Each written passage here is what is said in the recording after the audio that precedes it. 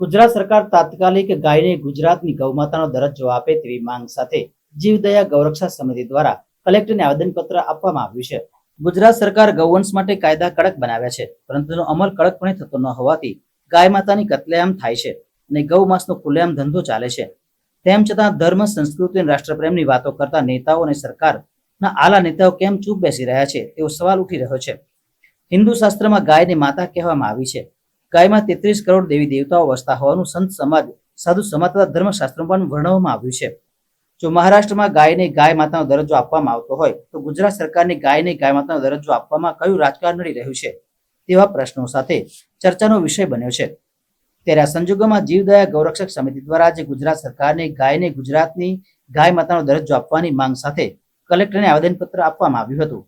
અમે પણ પોતે ભારતીય જનતા પાર્ટીના નિષ્ઠાવાન કાર્યકર્તા છે।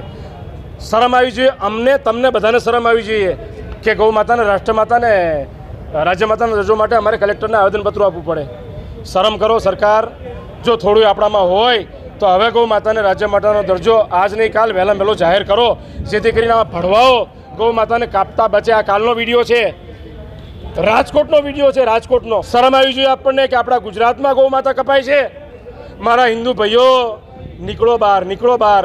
થોડું તમારામાં, મારામાં, બધામાં શરમ આવી જોઈએ કે આપણા આવા હિન્દુઓ હોવા છતાંય ગૌ માતાના કતલ થાય છે।